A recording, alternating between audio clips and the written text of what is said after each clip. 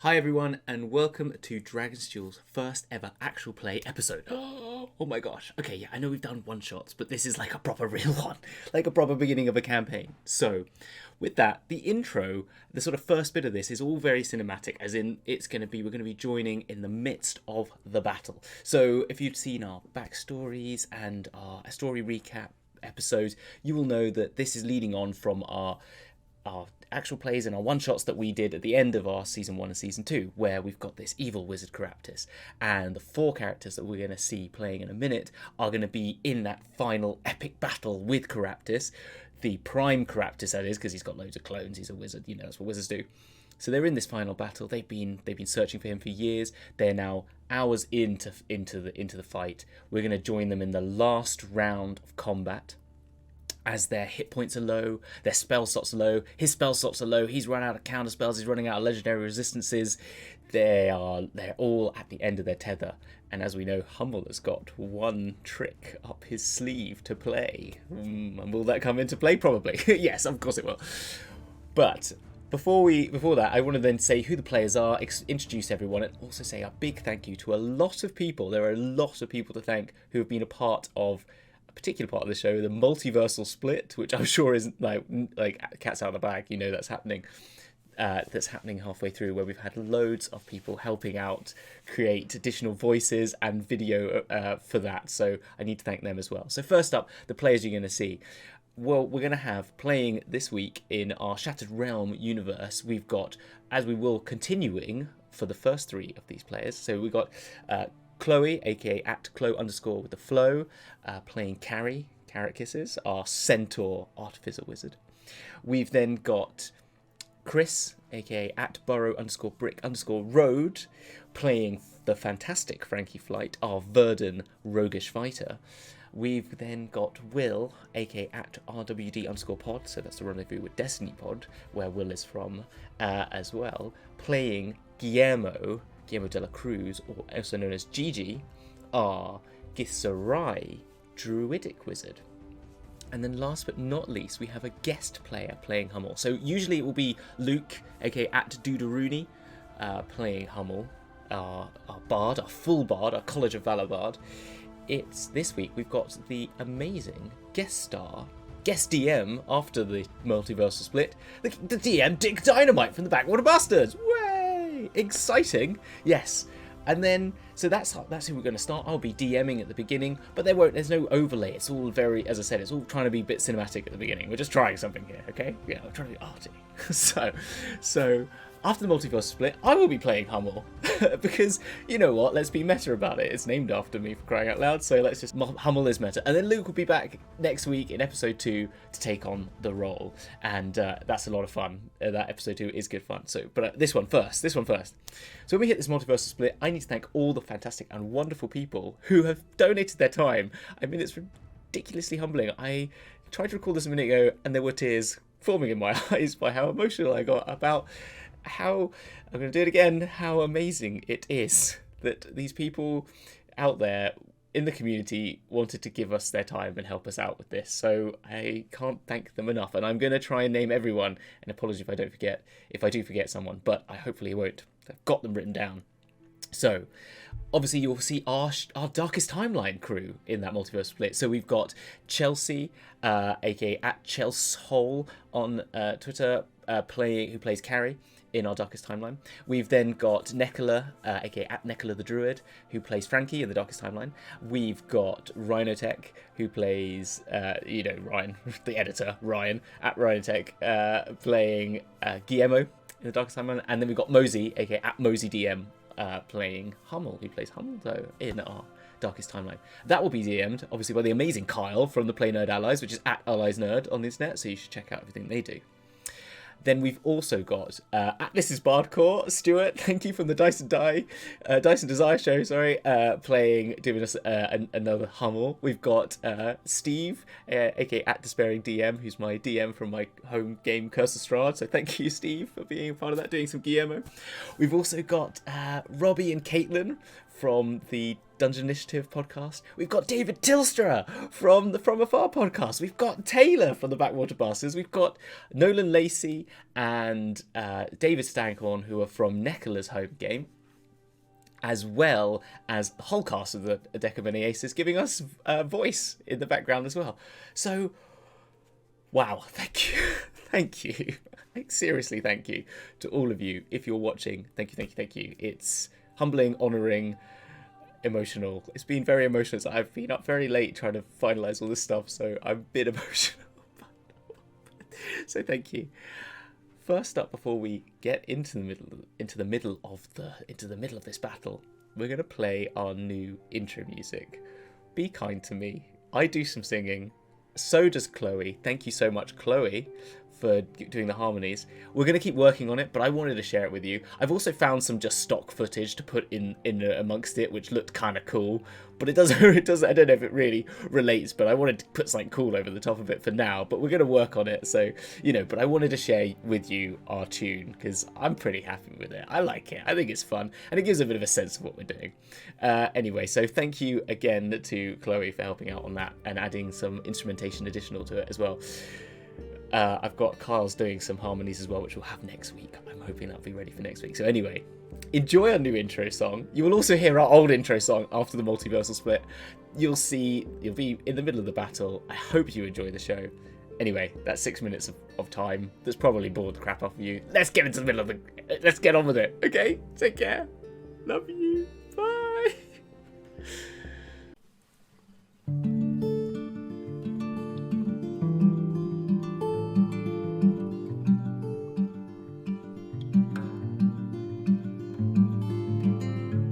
Dragons flying in the sky, raining terror down on me, raining terror down on you. Evil wizards on the rise, raining terror down on me, raining terror down on you. Who's gonna fight? Who's gonna fight? Who's gonna fight? Who's gonna fight? Yemo's full of rage, now freed from his cage. A hero and a sage, he's the druid for our age. Then there's Hummel, a bard full of wanderlust. He's always on the run, looking for that next rush. And Frankie, you should never cross, for at any cost she's never lost. That's why she's the boss. Then there's carrot kisses, she artifices and never misses with her wishes. That's right, Hummel.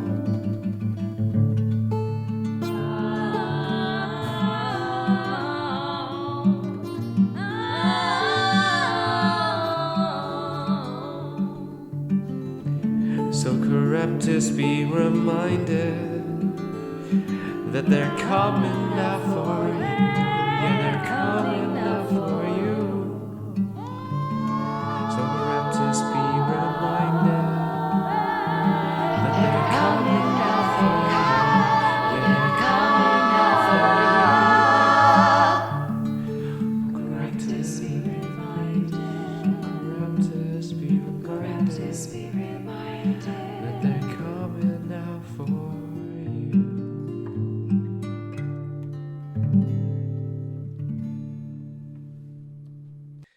Right, it's your turn, Carrie. So Keraptis is looking pretty weakened right now. We're on the top of the mountain. You're pretty much, the rain is heavily falling upon all of you at the moment. You're starting to feel a bit worn out by the encounter. This has been going on for what feels like hours. If this was actual combat, in D&D combat, it'd be an hour of us talking, but it's been about, like, maybe 30 minutes of actual combat in real time.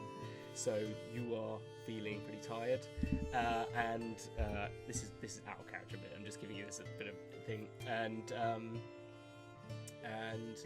yeah. So that is, and I'm trying to think what else. Oh yeah. So you probably all at about 20 to 30% your hit points. Maybe some of you are closer to death. this is like you're coming to a point where you're starting to see all your spell slots are running out. You've not got much left, so that's where you are. That's your cues, I guess. Okay. All right. Okie doke. Let's go. Right, Carrie. What is your next move? How are you going to try, and what's your last thing to try against Keraptis right now? Like, how far away is he? He is currently only about 30 feet. He's hovering in front of you still. He's about 10 feet off the ground. He's holding himself in a position that is like looking like he's about to prepare something, but he's also kind of sort of awaiting your moves now. He's just done his last move that he did was a sort of a meteor swarm, which you ducked out the way of, evaded by Frankie, but Guillermo got hit pretty badly, so Guillermo's looking a bit hurt, and Hummel seems a bit worried that they're running out of healing spells, so it's down to you. Well, I guess I will use my 7th level slot to cast Finger of Death. Okay. On him. Okay. Yikes. He's going to use the last of his legendary resistances. He's only got one left. So. Well, he still takes half damage. Okay. Which I'm actually going to roll on. Go on. Line because it's roll 78. How many d8s? 78. I don't have that many. So when you cast the Finger of Death, how do you do that? How do you? I think how does Carrie? She will sort of look around, and see like Guillermo being like not looking so great, and it's like, right, this is the got to do big thing here, and she just kind of looks over at Keraptis with like, it's truth to say murder in her eyes, and she's just gonna point at him. And why am I reaching for the dice when I said I was going to roll online? Hang on. 7. There we go. Point and roll at once. Oh god, no, I've exactly, done 8. do both. How do I go down? There we go. Roll! That was a lot. 31, so he takes 15 damage, or is it 16? And it's necrotic damage, oh, isn't it? Plus 30. Yeah, plus 30. Yeah, I thought there was something to add there. So that's 61, so he takes 30 damage. 30 damage, and that's necrotic damage. Yes, necrotic. Okay, fine. So Keraptis, it's negative energy coursing through. Yeah. Keraptis. So do you like? Is it from like point? They literally point a finger at them. Yeah, I don't think anything. There's not like anything that's like visual that goes there. She just points at him, and he's suddenly like in searing pain. Okay, so yeah, Keraptis sort of sees this coming, and he's, as I said, he was preparing himself because he's noticing that this is where the battle's going. He's looking weak. You're looking weak. He knows that it's now as much defense as attack. So that as the moment that comes in, he uses like part of his shifting and merging power that he can do, sort of phases a little bit. He sort of phases out slightly, but still takes some of the damage, which I think if you aim, it comes to like this part of his chest there and starts burning like a searing hole on like a wound that was already sort of from like one of Frankie's knives that went like cut with a sort of like an arcane blade. I think you might use green flame blade or something like that to them, and that sort of opened that wound further. He sort of coughs a bit of splutters up, but says, "Is that all that you have, dear pony?" Beyond words, angry. Yeah. Well, and then who's next? And I think that means it's Frankie's turn next. So, my goblinoid friend. Well, it's because may have hit me with blades, but. Well, so while Carrie's doing this and distracting, Frankie's been creeping around the side behind just some detritus and some sort of stonework, just so she can get a good vantage point and hopefully get a sneak attack off. Okay, so I'd need you to do a roll for stealth. Roll for stealth. Yep. Okay, what's my? I will remind you he has true sight. Okay. And dragon sight. So. Okay. That's not bad. That's Perception. a 17 on the die plus 14. So that's 27. So that's 31. 31. With that, Keraptis, he turns, knowing the sort of order of your maneuvers now. He sort of read the tone of your. He knows that it carries sort of. You've learned to, in your battle, you've been battling with each other for about a year, and you've got into a rhythm of who goes when. And Frankie, it may not always be up to Carrie, but you know that after a magical attack hits him, he's usually preparing himself for some sort of physical attack from you. But he's searching, and his eyes, and you notice as his eyes move, it phases, like another eye sort of looks the other way. You know, it feels like you're seeing two of his heads moving like this as he's searching, as if like my camera was really chonky, for example. Like, if I do it quick enough, it'll probably do it. But it does that. But he's confused and he goes, "I know you're somewhere. I know you're somewhere." And he's looking, but take your attack. Yeah. He's like searching for you, waiting for this sort of. Okay, so that's plus 9. It's a natty 20. Yeah. Fantastic. Fantastic. Yes. Come on. Frank goes, "You son of a kraken spit." And falls. That's 1d6 plus. Is this with the dagger? No, this is a short bow. Short bow, even better. Yeah. Love it. Okay. So that's 1d6 plus. This is where I've got to. What was the ceiling again for sneak attack? Sneak attack 8d6. 8d6. Yeah. It's not many. Okay. Yeah. Not many at all. 2, No. 3, 4, 5, 6, 7, Just a 8. few. So that's 9d6 in total. And that's 36 points of damage. 36 yeah. points of damage. He has no ability to evade this anymore. You notice that nothing sort of he's searching for you, as I said, and doesn't see it coming. And it where would you like be aiming for? What are you aiming for on his body? Where would you be aiming for? I'm going centre mass. Centre mass. Yeah, centre Okay, mass, fine. So there's already that wound there, and as he's searching, it doesn't quite hit the wound. I think if it was more than 30, it probably would have gone for that wound, but I think you've kind of hit and lodged in like one of the other ribs. It's gone between one of the ribs. Maybe punctured lung, you hear like sort of come out as he sort of goes, and he goes, "Very good, my verdant friend. There's more to come, don't you fear." And he's going to use one of his legendary actions against you for that, because you've come out of cover. Yeah. And he's going to cast disintegrate on you. Actually, I thought it was 40 points of damage. I forgot I got on that 20, didn't I? Oh, okay. But yeah, Oh, you did. Okay. he's dead. Game over. Okay, he's not dead. That but changes let's- everything. You It changes solved everything. the You definitely shattered punched puzzle. Okay. So he's going to cast disintegrate on you, which is I need you to make a dexterity save. I have uncanny dodge. You do. Uncanny you've This is dodge. definitely the time to use it. No, It's definitely evasion. time to use- it's Evasion. you want, yeah. Yes, Use evasion. Yes, I'll use You evasion. could use uncanny dodge if Yes. you so wish. No, I'll use evasion. But you can also make a save to mean you don't get any. take Okay, any so it's a damage. dex, is it? dex save, yeah. Dex, that is 24. Okay, that is just enough for his first save. He's got very high intelligence, Oh. but you, so he sort of points to you, and just like you see this like gnarled and like draconic hand. His hand sort of becomes scaled as it happens, and these scales like grow up what was a sort of humanoid but very elongated and like semi-undead looking, very skeletal hand becomes very draconic and like twists into 3 claws, and he points out towards you, and out from it this like shadow emerges, and it sort of flows towards you and tries to encapsulate you, but you sort of like flit out the way as it sort of pushes beyond.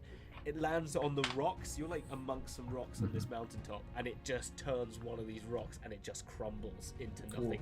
And then a chasm below, and you're sort of like teetering on an edge of a chasm now behind you. So that hidden spot is gone. You cannot hide. Right, well, it's because Frankie, she kind of backflips out the way, and she does do a Black Widow kind of superhero landing. Brilliant. But then it gets a bit teetering because, let's say, it's just disintegrating rock next to her. So yeah, I love it. That's great. Okay, cool. So is that all your turn? That's yeah. Okay, fine. Guillermo, you or Gigi, GG, yeah. as you're more affectionately known, Right. You've just been hit pretty badly with this meteor swarm. Mm-hmm. It's sort of the way it works for them. It's like for Keraptis comes down. It's like miniature dragons that sort of float from the skies and come down, and they disappear the minute. So there's no like meteors left beyond. It's like all arcane, really. So you're not like surrounded by rubble, but you were prone to start this round. Okay. So just sort of looking around at how like the state of the party. You said everyone's looking pretty beat up, didn't you? Yeah. Yeah. Bad. Like pretty. As I said, everyone's at like 30% of their hit points, 20% of their hit points. You know, we're looking in the double digits, no triple digits, and it's all 20s. Okay. 30s and stuff like that. So, You took a nasty hit, so you were at that lower end of that scale, about 20 odd hit points. okay. He sort of looks around at the others and kind of just like tries to brush off some of like the smouldering kind of cloak from this meteor strike, and just stands up and faces Keraptis, like pushes himself to his feet and faces Keraptis and just goes, "You shall not hurt another." And then I want to cast Feeble Mind on him. What was that? You're gonna cast... Feeble Mind. Okay, Feeble Mind. Yeah. What does that require me to do? So first of all, it's just 4d6 psychic damage. Mm-hmm. So I'll just roll that now. Yeah. So that would be 18 psychic damage. Okay, cool. And then you need to make an intelligence save, please. Intelligence save. Okay, I will make that online now. Yep. Roll d20. He rolls 15. 31? Yeah, okay. No, that save? passes. Yeah, that saves. No, saves. that's alright. 29. I got it wrong. Still saves. Yeah, only 20. Only 29, yeah. No, Yeah, okay. no, that still saves. And there's sort of this like shadow kind of looming behind Gigi as he was sort of casting this, and it just like shrinks away from behind him, and kind of like these scrags of shadow just like tear. But what you've proven by that is he has no way to resist that. You can tell that what he does is he's racked with the pain from his brain, so like that, but he goes and he sort of like forces himself, but it's not the same. It's not like when he uses legendary resistance, it's like a phase effect. You can tell he shifts like planes, but this was just pure mental will, and so I think it looks like that's it. He's got nothing else to give on that. So is that the end of your turn? Yes, it is. Yeah, because I don't have any spell slots left. So. Alright, so it lands finally then on Hummel. Hummel. Has he stopped resisting magic? Kind of looks like he's stopped resisting magic. I'm going to pull out the wish scroll then. Yeah. Ooh, okay, yeah, okay. I mean, everyone's used their biggest guns, right? Right, yeah. There's no other big guns left to use. I've got no magic left. There are no other big guns. Go for it. Okay, Alright, so just what sort do of, you wish? standing at a perfectly reasonable distance, you don't really need to get in there with a wish, do you? You could muck off anywhere you like now, to be honest, and It's just like, stow, bye! stow all the instruments, unravel the scroll, just start reading that thing, reciting that thing, like moving left and right, like, oh yeah, I'm not going to get shot by anything in the way, I just got to finish reading this and make the wish. And it's just going to be a real simple wish. I wish Keraptis had never been born. Right. Right. Okay. So Keraptis sees you pulling out this scroll and knows, kind of intuits what you're reading, and he starts to look very nervous. And he's sort of scrambling. You see that I imagine that what happened is you started reading that scroll whilst all these other moves were happening. You started doing this, and he's been sort of keeping one eye on it and noticed, and that's what's been distracting him throughout this last bit. And he's then sort of, as that feeble mind hits and he sort of resists from it, he sort of comes to a realization and goes, I wish to rule the universe. And he sort of speaks this out literally the same time that your So the moment you say that words, he sort of, as you say I wish, it's like in tandem, he goes, I wish to rule the universe. At that moment, because there are two wish spells that sort of create a dichotomy, the world, you see this split in the phasing that happens to Keraptis. He starts to, sort of those phases start to split into two. And so then you start seeing double vision. You worried that you've all been hit too heavy on the head at first. And then suddenly you start to see that the whole of you feel yourself. You feel a part of yourself like you don't feel right. You feel like you've got a cough, and you're coughing like deep inside parts of your body. Like your whole body is in coughing. And as you do, you feel like and like something as like a soul has escaped from you. And it's a very strange feeling, and you feel this starting to happen quite significantly. And yeah, it's like you feel very weaker than just the pain and the suffering, like the sort of agony of aches and bones. This is more internal, like an aching, like a sort of weakness. And you sort of all fall a bit for a second, and then you return, but notice that you're now seeing different images, slightly different phases in both eyes than you are at the moment. And then that's when you'd go to your other bit. I'm sure I took a lateral flow test before this and it came up negative. That's just my vision with my contact lenses. Yeah.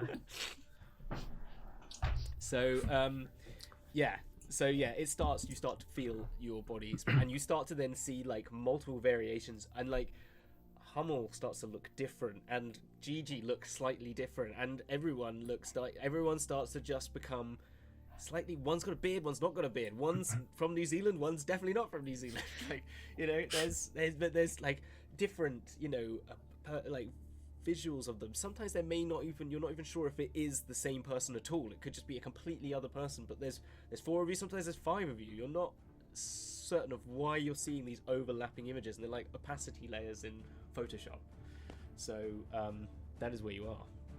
This is what's happening. Freaky. Keraptis seems completely confused by this and is starting to back away from the rest of you.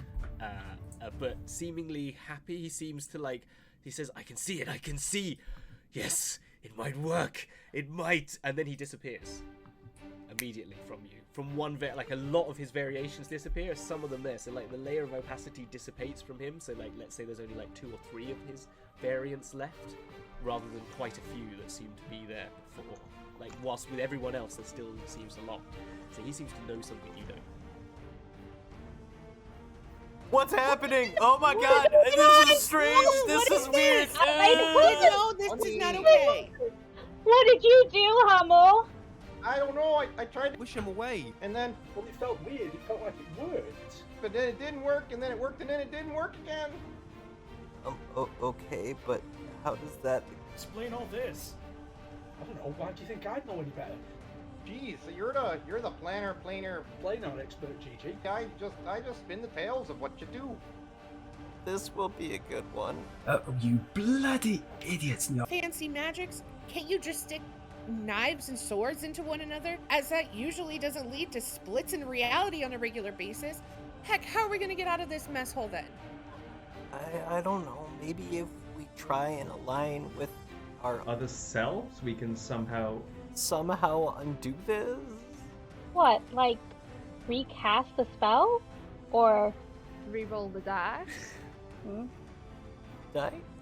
What dice?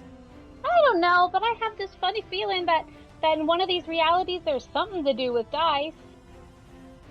There's these games of chance. I like that a lot. What? So we somehow play some sort of game of chance, hope we all get the same answer, and this will all resolve itself? Whatever, I've heard worse ideas. So, anybody got any dice? I don't have any I dice. don't have any. I really And don't then I play. used some for you know. a banana shake. Oh. Carrie, you saw the other planes. Was there anything else that matched up, like the dice? Well, there was this one where they played 6 rounds vaguely related to 6 abilities to score points towards a character by playing some improv games and trivia rounds, but that seems like too much work for right now, to be honest. Who would do that? Who would do Who that? would do that, honestly? Sociopath. One who does not hold regard for others' feelings, lacks of empathy or remorse for wrongdoings, and often feel the need to exploit and manipulate others for personal gain. Sociopath. Frankie, do you have any ideas? So, what? We need a game of chance that we can all get right somehow? That's what it feels like. But the possibilities are endless. Like, how are we going to have that luck? Well, we gotta at least try. Fine. I guess then why not all of us think of a spell and say the first one that comes to mind? Hopefully we can all get the same one and then things are back to normal. Okay. Guess so. Okay, so on the count of 4. 1, 2. Wait, on the 4, or are you going to say go after? No, on the 4. 1, 2. Right, okay, gotcha. Are we ready now? Yep. 1, 2, 3. Did it work? And now, back to Dungeons and Dragons. Dungeons and Dragons.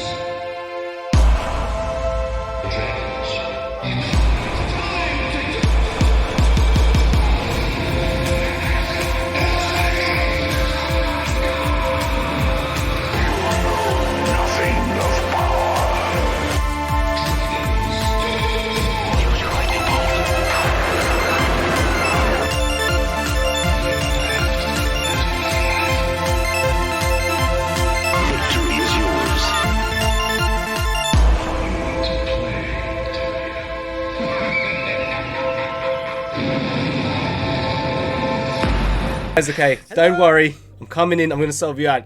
You start to see these like Grinch-like characters appearing in, and it start to appear in front of you, and they go, "Look, stop what you're doing. Okay, this is not going to work. Okay, you're trying too hard here. You're trying too hard. This is going to. I'm going to sort this out. Don't worry. You just don't do anything." Brian, you go sort over that 256. I'll sort out this 256, and then Andy, don't you touch anything.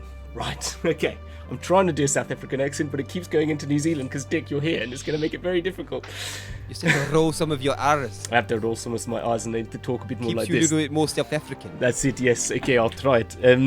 Yes, okay. So, Andy, you don't touch anything because you'll ruin it. Right. Okay, you over here, you come here. Yes. Damn, right. You stay. Don't you worry. Right, yep, okay. Brian, what have you done? You fool! It's okay? It's okay? You're telling me it's okay that they're over there. I think they just turned into ash. You're saying she said it's okay. Alright, I trust you, Brian. You know what you're talking about sometimes. Alright, okay. Alright, you start to feel, as this is happening, this weakness dissipating. You were feeling very, like, this inner weakness, sort of like you're feeling much more like yourselves again. Not completely like you were before, but you feel like something's happening. So, half of it is over there, another half over here. Right, okay. Is that okay? She's not gonna be upset. She's not, okay. Alright, you lot come with me. I'm gonna take you somewhere, and we're gonna be fine, alright? And we'll sort all this stuff out. It's all, you've fucked the universe, basically. What? Yes, you just ruined it, okay? So we're gonna have to deal with that later. Sorry, Who are you? Yes, who exactly are you? Still seems to be working. Yeah, well, okay, we see how, like, there's nothing around you right now. Yeah? Yeah, but we're still in it.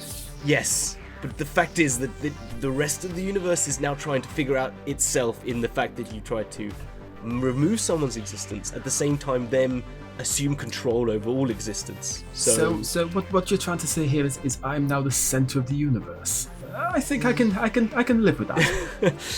Frankie, I like your style. I've been a big fan of yours for a long time, but it's more Hummel's fault, and he's not the center of the universe. It's Keraptis is trying to be the center of the universe at the same time as Hummel over there tried to delete him from the universe. But doesn't that mean I'm also sort of sometimes the center of the universe? Well, I will grant you that, if that will make you happy. Well, I Right. guess it would make you like the anti-center of the universe. Like, the opposite. I mean, at least they'll also know true. my name. That's also true. Isn't the center of the universe the opposite of the center of the universe? The center of the universe? Well, it depends if you're talking about like matter or like energy stuff. This maybe is a bigger conversation for another day, but we could do that once Right, we get you yes. to Sigil. I'm gonna do something a bit weird. It's gonna feel a bit weird. You might have been on the astral plane before. We're just gonna travel through a big tunnel, and we'll get somewhere. Okay? Okay. All right. You notice the whole time he's not moving his mouth. This is all in your heads. Just forgot to mention that. Oh, great. Yeah, just to clarify. But he has an accent. Yeah. Yes, and he has an accent. Yes, and Just I your chose. everyday conversation. Yes, exactly. It is exactly. And with that, he goes, all right, 3, 2. I'm not going to do on 1. It's just going to happen. Don't worry about the timing. It will just happen. You don't need to count in with me. Like I know you were having trouble. I know you were having troubles with it before, but okay, we're going to do this way. Okay, right. So, yeah. So 3, 2, 1. Let's go. And you just like, as he says, let's go. You just get sucked into this portal, right? And you're just like traveling. Whoa! Yeah, there you go. And as you do, somehow it shifts a little bit. Like you start phasing a little bit. Those different versions that you saw of different people phasing in and out. And this tunnel is like, it's all colours of the multiverse and beyond. Colours you haven't even seen, ultra spectrums and stuff. And it's sort of floating around. As moments come to, like when you're looking out of a window of a car, it's just a blur. And then your eye follows something for a second, and you like see an image, and then it disappears again. You sort of catch images occasionally, so you occasionally just get these like moments where you just see these infinite tunnels, and this like you hear this like slight echo of a screaming howl, which kind of like racks you a little bit when you sort of like when you focus on it, the sound comes to you and it like disappears, like you like that, and it goes past. And another one, you just look and you just see fire, like just pure fire, and just awful creatures. You were just like, oh, I don't want to keep looking at that. Let's just leave that one behind. Then there's just infinite grey. It's like Slough. It's just infinite grey. I'm sorry, Slough. It's only because my hometown, Aylesbury, got voted the worst town in the world, and I feel that it lost. Aylesbury isn't that bad. It isn't that bad, exactly. Thank you. The theatre's really nice. But Slough. This close to the theme park, right? Close to Thorpe Park. So yeah, it is. Yeah, but it can't be the worst. It can't Slough. be. It speaks volumes about a town when the kindest thing you can say about it is how it's near to somewhere more interesting. Yeah, exactly. It's true. And then yeah, it's sort of it seems to just keep like keeps doing this sort of like you keep catching these moments. You then also get some beautiful areas. After a while, it starts to like come back to like this huge mountain, and then there's a sort of tree with vines that sort of like go out for miles, but it's kind of like quite beautiful. And it all seems good. You see 3 of these like characters with you when suddenly it all starts to go a bit wrong. It starts to shake a bit, and at first you think, oh, this is probably part of it. Like this is a weird tunnel. Shit happens, okay? It vibrates. That's normal. But those images you see start to like crackle a bit and sort of phase, like the colors sort of blend at the edges, and you start noticing the 3 of these like Grinch-looking characters, like conversing, but they're conversing with these like images above their head. You can't understand them, but they seem to pop these sort of like, they look like images, like a pictorial language, and they're sort of conversing between the two. And I don't know, you could make an insight if you want to, or you could just, I mean, your passive perception's insight is all pretty high, so I'm going to say off the bat, they are looking concerned. Yeah. And then suddenly, out of nowhere, a massive fissure just like something just blasts through, and one of those Grinch characters just goes out and just like sucks like into nothingness. Okay. Are they all right? Don't worry about. I'll sort of. Wait, and then goes and then like. Can you sort of like float to the other side a little bit? Yeah. So you start trying to move yourselves over to the side. and then suddenly another like fissure comes down, and it sort of punches through. It's like a vine like of black, and it pushes the other of the second of these characters like out, and they just go like that out, and again just off. And then the last one is like get closer, like pulls you like try and says with your mind just think closer to me, think like that. And so so this isn't going to put us into trouble. Your friends seem to be suffering. We seem okay. With that, the minute you're about to speak, a third one comes in, pushes all of you through this mass, as it's sort of like you see like like when a Hoover or a sprinkler goes a hose goes off on its own. Yeah, you find like you see your one just like over like off, and then you're sort of like floating and just chucked out into this sort of astral sea, and you're like Gravity, when you're sort of spinning when she's spinning, and like what's her name, Sandra Bullock spinning millions of times. You're sort of like done that into space, and you see the other end of this tunnel sort of like floating like a hose in the air. And you see a few other people, maybe like later on, just kind of like floating into nothingness. And then you start transitioning into over towards, you see like this big sort of like ship meets sort of like bits of like old, it's like all connected, but it's like disparate broken shards of like a building that make up this sort of larger element, and you're sort of floating towards it. Whoa! There we go. Yeah, okay. Yeah, I've got like a sort of ethereal voice of hovering over everyone now. That's great. Feels powerful. Master. Oh dear. As finally, you all pop back into some semblance of a universe, of reality, and find yourselves standing in a broken sort of room, a shard of a building, but eventually you realize that it seems like it's supposed to be this way. It's like a floor sort of set out with a corridor ahead of you and an arc of some sort of like almost glass-like dome, and up above you, you just see stars. Stars as far as the eye can see, as though you're up in space, floating in what a more modern audience might refer to as a space station.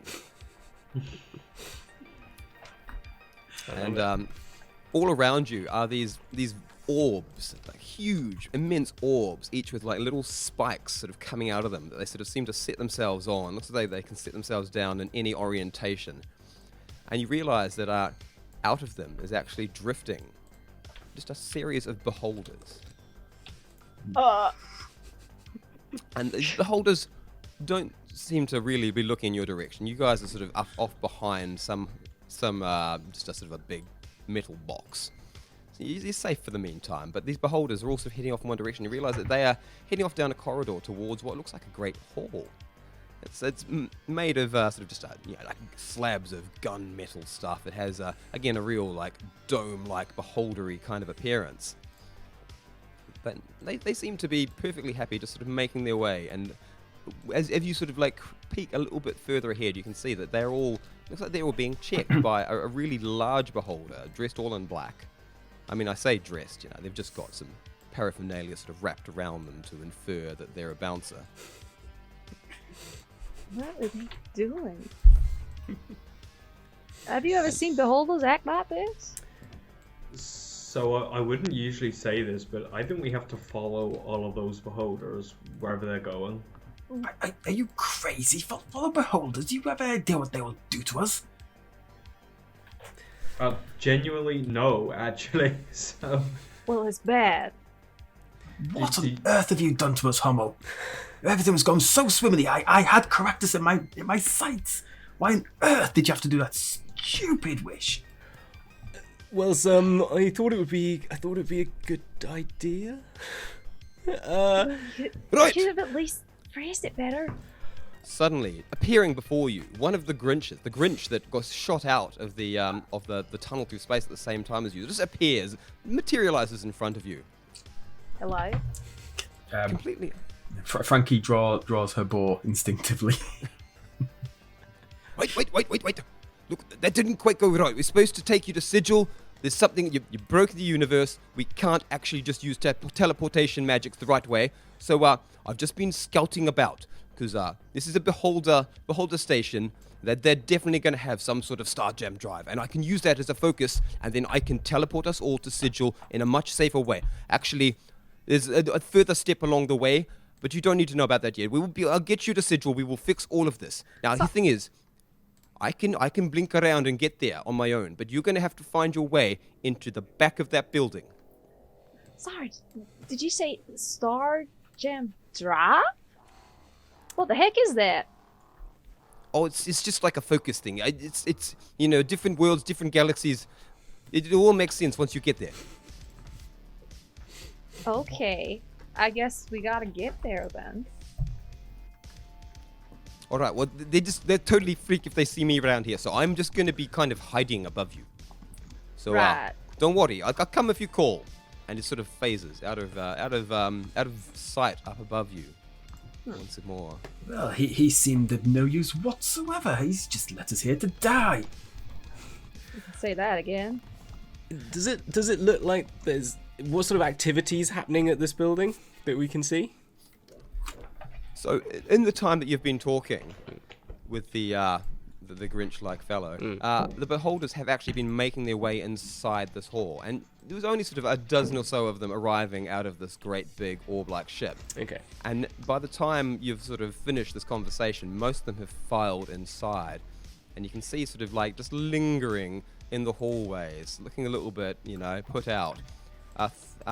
4 beholders on the smaller side. You'd probably even call them. What do you call a small beholder? They're like a.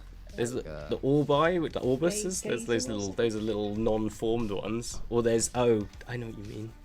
Yeah, you know what I mean. I know what you mean. Mini beholder. Mini beholder. Mini beholder. Just go with that. little immature beholders. Mm-hmm. Okay.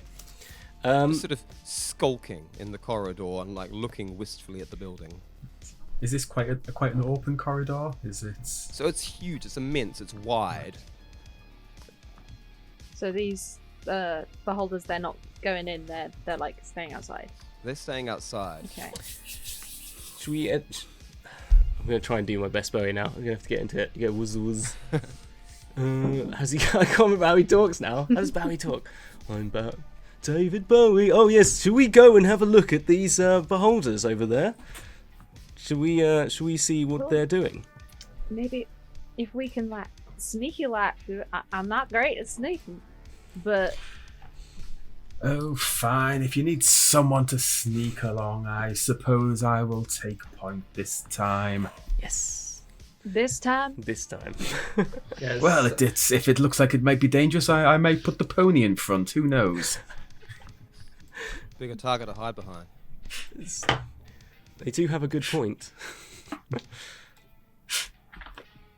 So yeah, I'll just try and just arch my back against the corridor and just sort of slink along the side, trying to sort of make my frame even smaller than the 3'7" it is. Let's just get like a little, let's just do a quick little dex save roll, just to. Are we still using the? Which sheet are we using? Use your normal sheet now. Use normal sheet now. Yeah, I did. Yeah. Okay.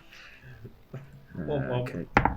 Okay, so that's 28. 28. So you basically indetectables. You're sneaking up. I mean, these beholders, they got a lot of eyes, but their eyes aren't all really looking in the right direction. And it's as you're sort of creeping up, you get the impression as well that these beholders, they're not like the ones that you've encountered, back home. They, for starters, like they're kind of dressed. They've got strange things tied around their eye stalks. These ones are all wearing some sort of like sash sort of wrapped around them. They seem to have as well, like some of them like are missing eyes that have been replaced by mechanical variants. Mm-hmm. And these 4 beholders, one of them is sort of kind of rotund and almost sort of like an elongated egg-shaped one. There's another that's very sort of scrawny and has its quite long stalks for some reason, like abnormally long stalks. And there's another that's sort of standing in the center of them, leaning idly against the wall, that has just a single ocular. There's like a dark shade, like beholder sunglasses. Like if a beholder was really into Neo from the first Matrix. Yes. Okay. I move closer to that one than any of them, basically. So as we're moving up, are they talking? Can we hear them? So they are. They're talking amongst themselves. Can we understand them at all? And yeah, they seem to be speaking every common variant of the common tongue. Because why not? Space beholders. Why wouldn't they speak the same language as you? They're beholders, that's what they all do, right? Yeah? I believe that. Damien, we can't go in without dates. We'll be the laughing stock of everyone. I just want people to see my new shades. I mean, who even cares about the beholder ball? Did I just hear that they're doing a party? Because they might need my talents. You have talents? Gigi, I may have ruined the universe, but I'm still a freaking awesome bard, okay? Don't you Not forget gonna it. matter if you've ruined the universe. Yeah, Just I know, saying. but there's always time for a party, right? Yes, one does not cancel out the other one. Okay. However, these beholders here, they don't seem like our usual sort. They don't seem very threatening. I think I can take them. I'm sure we all could, but sure? I don't know how much of my ability is still available to me. I feel quite hurt. Yes, something doesn't feel. My body doesn't feel quite right. And at this moment, Frankie's going to turn around and he's going to try and cast Fireball on Hummel. And as he starts to move his hands and her hands, and go on, she's realised it's not actually happening as normally she'd expect it to. And she goes, damn it! Did I just see you, Frankie, try and cast? I've seen you cast that before. Are you trying to cast Fireball on me? It's not the time for a fireball. It's always the time for a fireball, my darling. God, Frankie, okay, look, I apologise, right? But at least we're not fighting Keraptis, and he disappeared, so maybe it's all okay. Does this look okay to you? We are in some sort of mechanical contraption with beholders. How on earth is this possibly okay? It seems like something that we can manage. Yeah, exactly. So, I don't mean to alarm anyone, but you know how like my whole thing is that I can do a bit of the druid side and a bit of like the wizard side? I'm only really feeling the druid side at the moment. So that's fun. That's interesting. Huh. I'm all bard, so you know that's all I am. All bard. I'm all bard, baby. All bard. This bard goes all the way to the core and back. We've all seen the posters. Hummel, the I'm all bard. I know you have all, Frankie. I know you have all of them. You asked me to sign a couple of them. Don't you even lie about it. Hang on. I think. I'll sign a poster for you, Carrie, if you want a signed poster. Don't worry about it. I do not want a signed poster. I've already told you that multiple times. I'll send you one anyway. I'll send you one anyway. When we get out of this, I'll send you a few. Yes, Carrie. But when Hummel is dead, these posters will really rocket in value. Sure. Right. Okay. What I was trying to say, Gigi, was I don't think my wizard side's not responding either. Something happened to wizards? Is there no wizards anymore? Well, that's gonna make things a lot easier for the rest of us, at least. Maybe if I cancelled the birth of Keraptis, all wizards don't exist anymore. Do you think that could be real? Well, so far that seems a rather uplifting part of the situation we're finding ourselves in, I think. It's pesky and a little bit squishy for my liking. I mean, that can make sense. Like, does anyone know the history of Keraptis before we got to, like, he's trying to take over the world bit? Like, did he found a wizarding school or something? Well, I didn't learn J.K. from Rowling? Keraptis. No, I don't think so. Yikes. Is he transphobic? So, is he? Yeah. Give me I don't know other people who've made wizarding schools. Is he Robert Jordan? There you go. I'll put that in. There you go. Ursula Le Guin? Yeah. Yeah. A very cool lady. I don't tells the stories that I know. He was disappeared 1,000 years ago. He's been away for 1,000 years, so his birth is a long time ago. Like, well, that's a lot of history. 1,000+ years, I guess. Yeah. I mean, that's all. I mean, that's the only song I know. Is he was born 1,000 years ago. It goes like that. It's a great one. It's one of my I know, you sing it every day. We've been hunting Keraptis. Yeah. Yeah. I used to sleep in, but now I hear that every morning, so now I can't. Well, Thank you very much, Hummel. It's alright. That's what I'm here for. During this entire exchange, the beholders ahead of you, sort of glumly and looking, sadly towards the beholder ball. The larger egg-shaped ones are like, well, why don't we just go as one another's dates? At least then we can get in there. Ugh. Bob, that's the stupidest idea you ever said. God, what accent am I doing? I love these accents. They're amazing. They're amazing. If we go with one another, we'll be even more of a laughing stock than if we went without dates at all. I'm just ready to leave you fools behind because you didn't even wear the shades. We can hear all this pretty well. So we hear all this. I mean, are we floating below them, sort of like hiding, like below them? Is that kind of where we are? Or what's like a positioning to them? Are we sort of like, or are we like far away from them? My understanding is that you're just like sort of further back down the corridor, like sort of hiding behind some sort of general, maybe like some sort of like a, an electronic box that powers things. Yeah, I know. Like, substation. Just like has flashing lights that goes beep. MCB unit, I think they're called. Yeah. So look hey, about folks. So just look about I these got people. an idea. Go. And Kari's literally just gonna step out in front of all the beholders, and she's gonna be like, "Hey, you looking for dates?" Oh, this is a good idea. The beholders all just whirl around, eyes looking at you, eyes on stalks, the central eyes sort of peering at you, an anti-magic ray coming from 3 directions, just sort of, engulfing all 4 of you as they all look. Well, you really go with us? Of course. You think I want to go with these 3? Look at them. They're ugly. Wait, no, you've got to sell us as well. I mean, we might go with them. Yeah, we've got to... I got it. But I mean... They're humanoids. I swear everyone was saying that humanoids are like all the hottest species, right? Oh, for sure. But, I mean, centaurs are obviously the hottest of the hottest, but the others, they're pretty hot too. Yeah, legs are real hot. Mm-hmm. I'm taking the horse one. Okay, so is that the Shades one? Guys. Is the Shades one still about? That's the Shades one. Right, okay. I want the one, okay, I'll go for, I wanted the Shades one, damn it.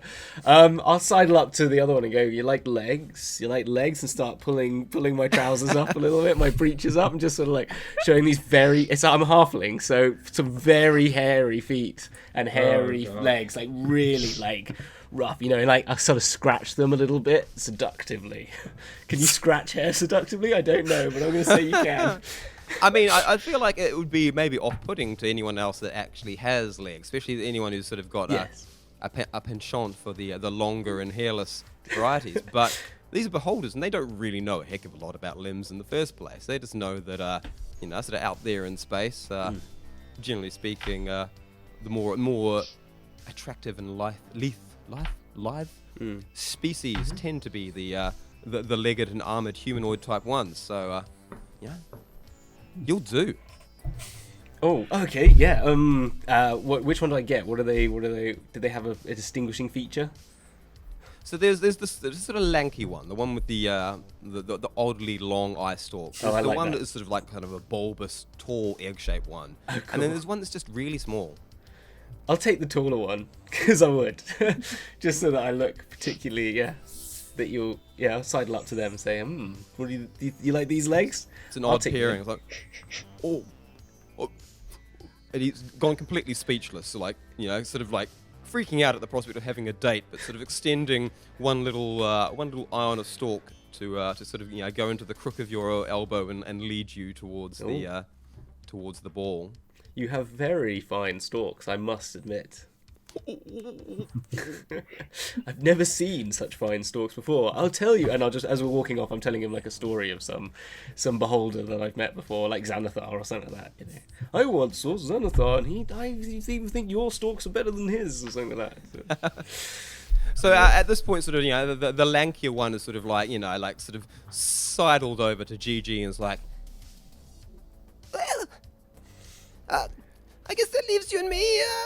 I see that, and you see like the tiny little one is sort of standing there, almost in the shadow of Frankie, because I mean she's not exactly huge, she's a goblin, but this thing is a tiny little beach ball of a beholder, so looking up and like, yeah. Yeah, so Frankie looks down, which she's not particularly used to doing. Truth be told, just fine, okay. Well, I'll tell you what, Eyeball, I will lead when it comes to the dancing. And just rests her arm on top of the little one as he floats off, and she will follow along with him. The arm rest, you sort of like walk, leaning. Leaning, yeah. Like a mobile bar. So the four of them start escorting you down this passageway towards the entrance, and as you start coming up, you realise that this great hall is styled on some sort of big beholder. The whole thing is like a shiny, multi-surfaced beholder approximation, but it's very glitzy and shiny. As you're getting closer, you see there's these like great uplights, like spotlights aiming at it, aiming back and forth. This seems to be like some big, fancy gala of some description. And you realise now that these four beholders, they are definitely wearing their finery. They've got these sashes that are made of some sort of shiny, silken material wrapped around them. I like it. Carrie's gonna kind of look down at everyone like sideways at all of our like battle hardened kind of ripped clothes, and it's just kind of like. It's a very good point. We're all like looking really bad. I think you say that, but Frankie's just gonna cast silence image on herself, and she's gonna have a spectacular ball gown. Actually, I'm gonna check if there's anything I can do.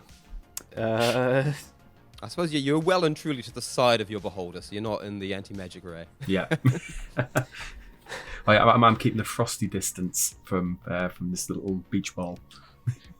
What? I think I would. I might cast message to because I feel like Frankie's not doesn't like me at the moment, so I won't do it. So I'll just ask Carrie, Carrie, like, do I look all right? I want to look good for this. Like, I want to look my best. So what's wrong? What's wrong about this? What can I do? Like, is there anything I need to do? Like, tell me honestly, because I can take it. If that's 20 words. I can't go back and unfuck your mother, so. Wow. Okay. Right. You see Hummel just like, oh dear. Okay, I've lost all my friends.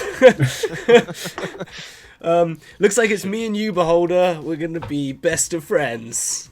And I sort of like try and tidy myself up as best I can. Still completely speechless, the taller sort of bulbous Beholder.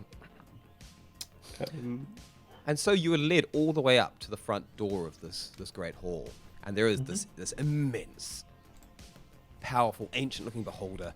It has almost sort of like you can imagine like kind of sort of a black diaper that has holes for all its little eye sockets to pop on. So it's got this black set of pants on, but then just sort of like a nice dress fabric kind of thing, and has what looks like kind of just big silvery weapons of some description bolted either side onto it as well. These things, this of all the beholders that are looking in their finery, like looking like they're just having a nice time, this is the one beholder who's ready to fight. But he just sort of glances at you as well, tickets. I look to my partner. Yeah. We were gleaming like smile. And all four beholders sort of step forward, beaming and pressing little devices that they have on their sides. These holographic tickets to sort of display up for the bouncer to sort of look at and scan with their own device, and all four of them. What? 4 And 4 + 1s. Well, we don't have a dress code for alien species, so I would like to have it on all of your words that you are dressed in some manner of finery. Yes. Of course. I'm just gonna have the to. latest fashion in Waterdeep. I mean, Frankie, they're right with the old times. This is the newest, hottest, innest ball finery that you could ever see. I pull out one of my posters in which I'm wearing what I'm wearing now, but less. I'm realizing it's a bit ragged and go, see? It's even famous dress. Yeah, see? All right. And, they're wearing this more or less the same thing. Okay. Perfect. All right. Don't cause any trouble. The Beholder Ball only happens once every 57 years. Oh, this is a very major event. God. Right. Can Right I get lucky. Step through, complimentary drinks on the left. Could I keep one of those tickets? No, don't worry. It's fine. Don't worry, babe. You can have my ticket after. Why, thank you. And Damien, the sunglass wearing beholder, is sort of, creeping ever closer to Cassie, but Carrie, yeah. Keep creeping ever closer to Carrie, because it's carrots. Yeah. Carrie kind of probably just clocks this and just kind of smiles a bit and is just gonna just stand her ground. She's like, I'm expecting that little step that horses do, when they go like, do you know what I mean? You think Carrie's gonna give any ground? Never. Okay, true, very true. And so all 8 of you are ushered through the door, and there is these strips of shiny, shimmery silver plastic curtain that you come through, and step inside the Beholder's Ball. All right, I'm at home again. Oh, you know what? This spell has been one of the best things I think I've ever done. Like, we're in an astral party. Come on, guys, let's enjoy ourselves, right? We haven't got anything else to do. I've got my flute. I've got my flute. Shall I do a tune? Shall I get the recorder out? You mean we haven't got anything else to do except find out what happened to Keraptis and, maybe stop him again and maybe stop him from being more powerful, from being in charge of the universe because you fucked up? But there's my Apart ship. from that. And my ship for a start. I'm missing my ship. You have taken me away from my ship and my crew. We need to get off this floating rock. I could do a song though, right? I could do one song.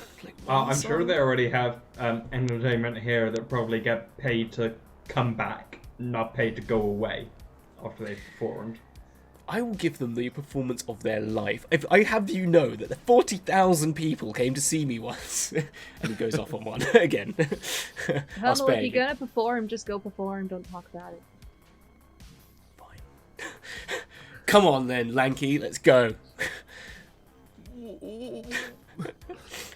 Still utterly speechless, Hummel's date leads on, and you all step in, and the floor is just lit up. The floor is like square segments that light up as people step on them, the colours that are varying and so on. There's lights going around. There's a huge beholder-shaped disco ball in the centre of the ceiling up above you, this big domed building. And this place seems to be mostly dance hall. There's sort of sections of like booths and seating either side, to the left and to the right. As you come in, there's a table just with pre-prepared little drinks, and they seem to be these fluorescent green beverages, all sitting in almost sort of like vial-shaped glasses, imagine a test tube, but then with like a little champagne flute bottom. Frankie's going to go over to the drinks and pick 2 up. Walk back towards her date and then neck both of them right in front of him. Brilliant. The date sort of expectantly comes opening a mouth and then and then sort of dejectedly floats over to the table to grab a drink for itself. Tell me, beach ball. I don't care for your name. What's the security like around here?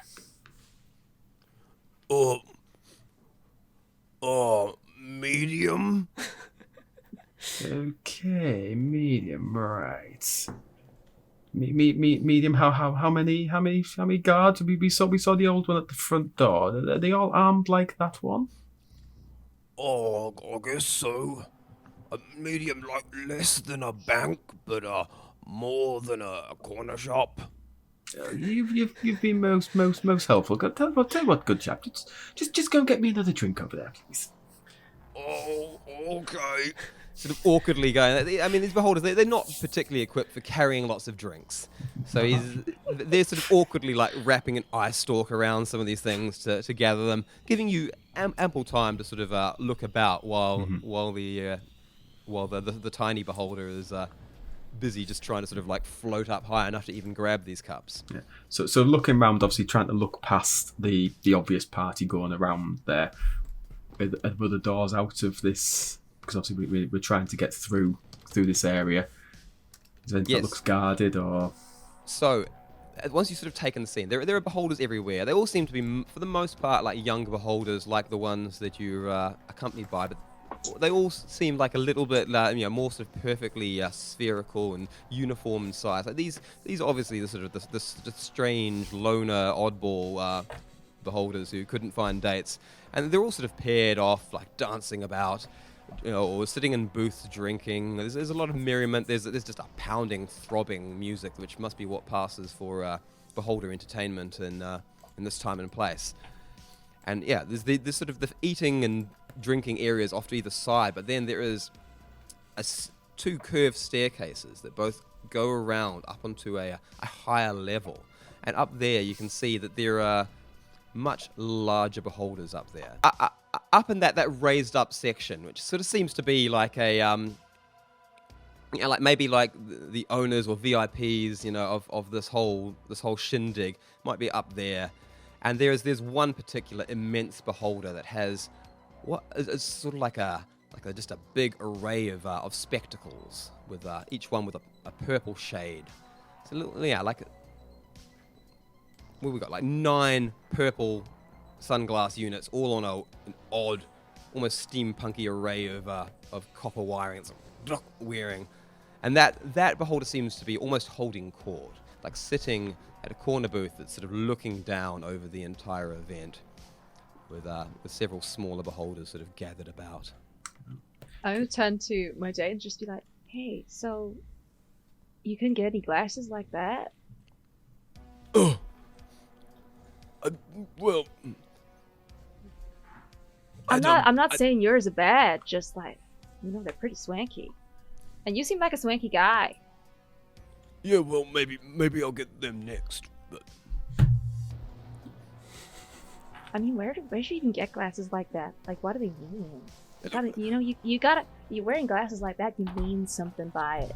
Well, they cost a lot, alright? So I'm assistant manager. I'll be manager soon at the Shake Shack, and then I will get any glasses I want, and you'll see. You should come there when I work. I can get you 20% off. Oh, that's so kind of you. It's very impressive. You should be proud. Sort of like beaming away. So, like, if that guy is so rich they can afford these cool glasses, like, who are they? Why are they so rich? Well, you don't know who that is? No. Well, it's only like it's not really that cool. He's just... Oh, no. Not as cool as you, obviously. Well, it's called Has, and they own the station, I guess, and they throw on the ball, so that's whatever. I wasn't even gonna come. Well, he wasn't gonna come, or you weren't gonna come? I wasn't gonna come. Well, why weren't you gonna come? It's a nice ball. You get to see swanky glasses. If you like that sort of thing, I just keep it chill, really. You do strike me as a very chill guy.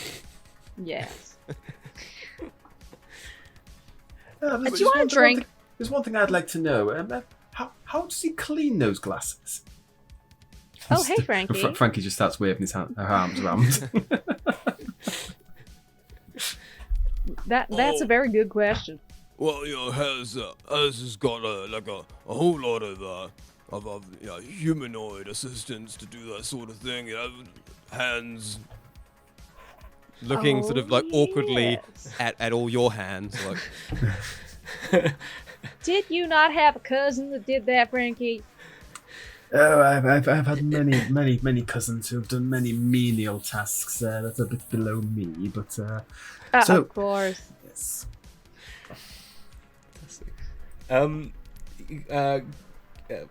Hummel is looking for a band. Is there a band playing, or is it just a DJ?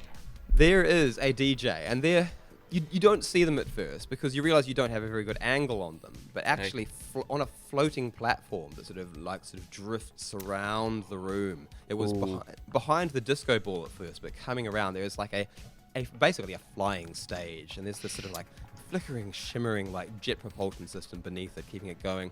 The whole thing is perfectly circular, has its own lighting rigs on it. So as it comes around, there's just this sort of whole light show and smoke pouring out the back of it. And dead in the center is the DJ, and almost everyone else here is a beholder. This DJ, however, is not. I mean, beholders have a real hard time switching the records. And this is a four-armed humanoid. Just sort of a magenta in color with an elongated snout, also wearing a pair of very 80s looking shades, and just sort of, like bopping as they hold their headphones to one ear and pretend to twiddle something on the big elaborate display in front of them. Or, I mean, they pretend to twiddle 3 somethings because they've got the arms to do it. You got to work twice as hard when you're a multi-limbed DJ. At faking DJing, yeah. Who's that DJ over there? Oh, well, it's pretty neat. They call him Z. Whatever. I'm gonna try. I don't have any way of Can I Is it high enough that I could throw a rope up there or something? Is there a way that I could get up there? Is there something? Yeah, I mean, it's not particularly high. It's sort of floating at this point where, the beholders, any of them who are sort of floating up in their dancing, do actually sort of duck a little bit to let it pass. Yeah, it all feels a bit haphazardous as this thing sort of creeps around. So what I might say is to my beholder partner, the lanky guy, go. Do you think you can get me up there? I think that could be fun, right? Yeah, you can fly. You're a beholder, right? You can get me up there. Still speechless. The large beholder just sort of gives an awkward nod with its entire body. Yes. Come on then, let's go. I've got an idea. And then I'll message. I've realised Carrie hates me now as well, so I'll try Gigi as my third attempt to go. Gigi, got a plan, right? I go up there. I'm gonna cause I'm gonna make do a distraction the best way I know how to make a distraction. You find a way to whatever that thing we need to do, so both we can fix the problem and I can have a good party at the same time. How's that sound? In 20 words. Yeah. What's the thing that we need to do? I cast it twice because I've got it a cantrip. I just keep casting it. Just message. That's a ludicrous limitation, isn't it? It's so stupid. I don't even use it. You're never going to use message in combat, surely. Yeah, exactly. Yeah. So just assume that, you can reply to this message. Yeah, I don't think it sounds like I've got much choice in this, to be honest. So what do you want me Before to you've do, even finished talking, I'm already floating up. The larger, shy beholder wanting to impress. They've managed to come to the ball with possibly, one of the most attractive dates that anyone's been along. The leggiest of legs, to be fair. Yeah, just those short, squat, furry legs. We've got a whole Eiffel. We've got several Eiffels, and it's floating up with Hummel sort of strapped onto the back, I guess, up towards the stage, and and the DJ climb onto the top a little bit, so I'm sort of like if I can hold on to one of the eye stalks, so I'm sort of riding it like a space hopper. Yeah, absolutely. So the DJ is not paying any attention to this sort of thing, and just sort of is steamrolling into. So suddenly, the two of you are just being carried off away to a further part along the dance floor by this thing. as the beholder is sort of awkwardly like floating and trying to control things. Now just sort of stuck to the front of the stage, getting carried along. Okay. I might try to. When I get to the front of it, I'll sort of cast a vicious mockery on Z. I hope it's not the Z. I hope it's not the Z. But I will. Yeah. So I will cast. I will say. It's just something along the lines as, "Your music taste absolutely sucks," like that, and use that as like a vicious and like kind of push that out to him and goes, "Yeah, I think my granddad has better records than you do. Like, what is this crap?" And that's what I'll say to him. Okay, what's your charisma? My charisma is. Oh, I don't have that in front of me. +5. What's your 20. I just need to do a 20. save against a passive. Oh yeah, so is that right? Yes, it is. Give me a second. My spell save. Vicious mockery. It's a wisdom 16 save. Okay, well I've only rolled a 13 there, so okay, fine. Z, kind of caught unawares by this whole thing as well. Is just struck by it and like looking down, suddenly spotting you in the beholder, all 4 arms sort of flailing, as Z flips off the back of the stage and lands with a thud in the middle of the dance floor, narrowly missing a pair of dancing beholders who just sort of like whoop apart, and then come back together as though the DJ didn't just fall on them, because I mean these are all like rich kids spoiled beholders. I mean whatever. Yeah. The music's still going, so who cares? Yeah. Okay. Awesome. I quickly rifle through what CDs, like whatever, like records, if it's records. I don't know what decade we're in. 80s, you're saying? So like some records or like 8 tracks. I mean, I think they're kind of space records, you know. Space records. But I'll see if they've got Hummel toe. If they've got any Hummel toe in there. If they've got any Hummel classics, the greatest hits. Do I find one? I mean, what are the chances that Hummel toe's music has survived into this this far-flung Do you want me to make a roll? future? I'll make a roll for it. Give me a D100. A D100. Okay, yeah. You need to roll 100. I need percentages to really think about this sort of oddball request. All right, roll D100. Come on. Oh, I can do it in the. I could have done it in the. They have one in this little the Albert, don't they? You got a 100. Yeah, there we go. Ooh. 61. 61. So rummaging about, messing about with all these things. I mean, this is technology you don't entirely understand. It's music though, so it can't be that hard. There is a bit of a record scratching sound as the music stops, but a sort of a device that you picked up and sort of like when knocking about on things lets out a scream of feedback, and as you sort of exclaim in horror, your voice echoes out into the room, and you realize the device you hold in your hand is a bardic wand of great power. This thing commands the attention of the entire building. It commands the attention of anyone in your vicinity, and you could do whatever you want with this thing. Okay, I think with that, it's. I think I realize what's happened, and I go into that sort of like, I've had a long day, but I know I kick into my bardic core, which is like, I gotta please a crowd. I can do this. What better song is there? And I go, shot to the heart, and you're to blame, darling. You give love a bad name, and then I scream that out and start singing. That's not even my favorite song, but it's the best one that came to me. So the record scratch moment. The music stops. All these beholders are staring up at what's happened. Where's the DJ? Who is this strange, small humanoid?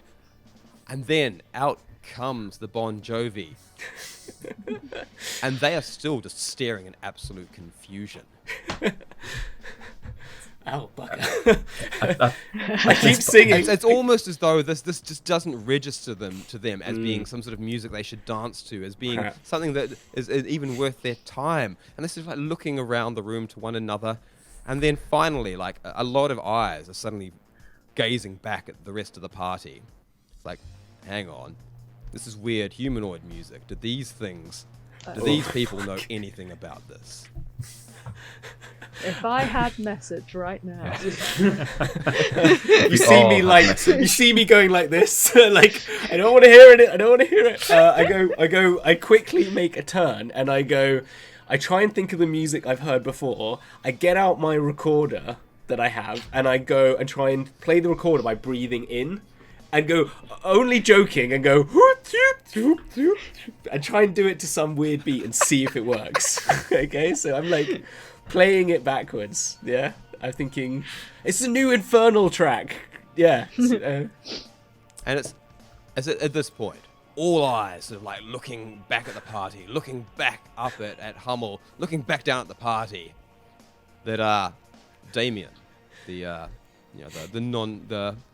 nonchalant, or at least wanting to be beholder, realizes that this is their moment. Everyone is looking their way.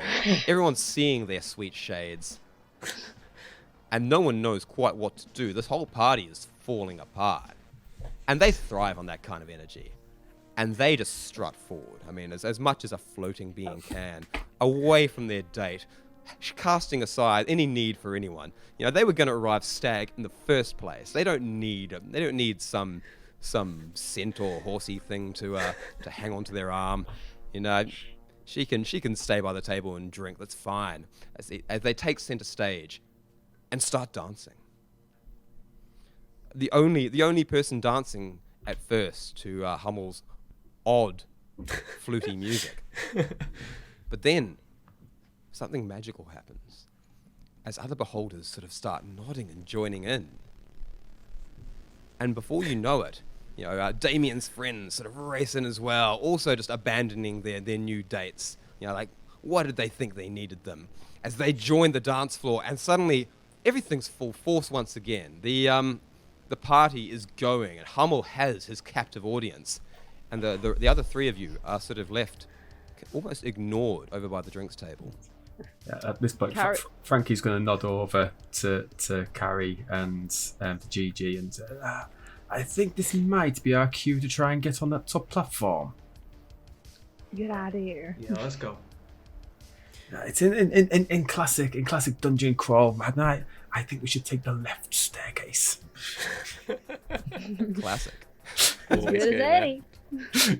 That's also an architectural thing, by the way. You always turn left in a building. People always turn left in a building. Yeah. Makes sense.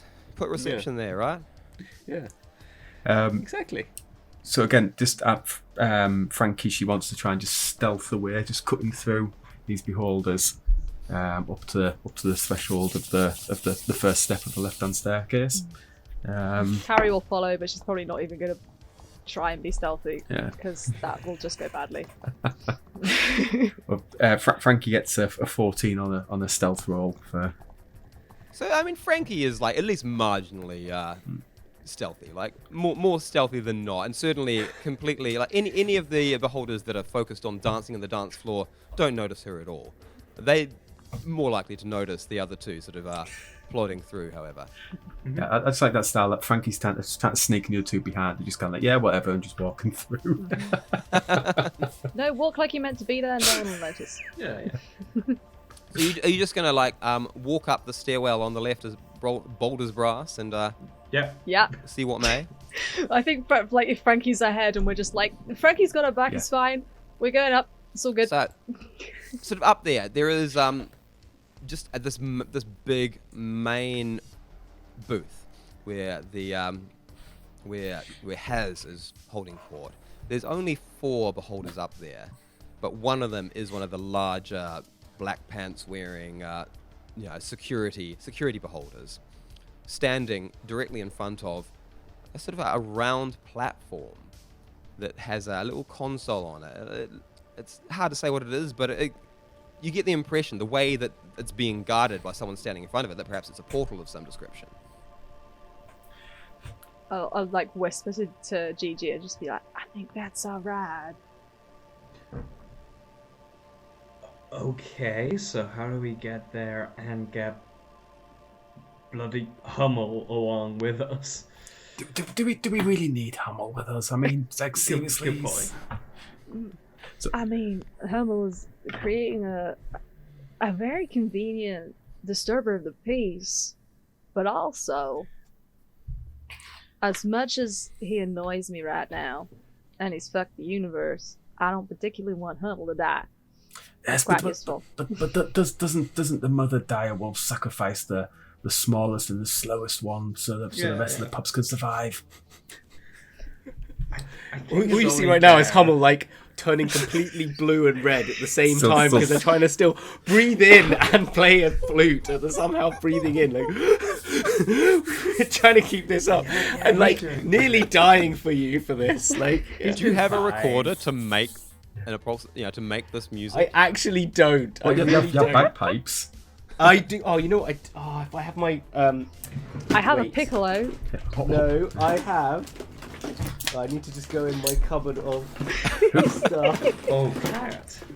So the beholder with the glass lenses. Where's he or she? Is there at the front of that platform? So yeah, they the booth is sort of positioned so it is overlooking all the way down to the dance floor, and it is in front of the platform. So Has the gangster that runs this place basically is sitting with their back to the portal. Right. Okay.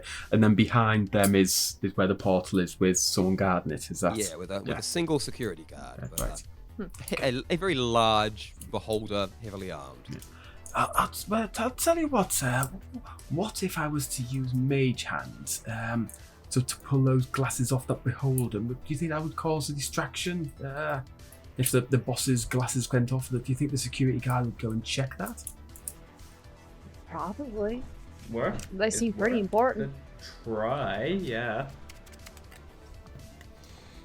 Yeah, I think Frankie's gonna try and cast mage hand to try and pull the glasses off this gangster beholder in the hope that the glasses falling down onto the main dance floor will cause the bodyguard or the security guard to rush over to see what's happening.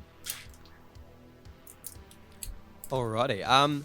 So you're just gonna sort of like just fling them out onto the dance floor? Yeah, just mage hand. Yeah, just fling them out to the middle of the dance floor. All right. So you are in one of the few places in this building where you're not in a sort of a constant array of anti-magic activity. Actually, with so many beholders gathered in one place. Not a normal circumstance in most D&D settings. This is not a normal D&D setting. Up here on this platform, there's only a few of them. So your mage hand, they're not really used to magic here, despite being arcane beings. When they're gathered in these sort of places, no one's ever casting any magic for them to absorb into their eye stalks. So they're kind of technology-driven beholders, this lot anyway. So this beholder is just not ready for that.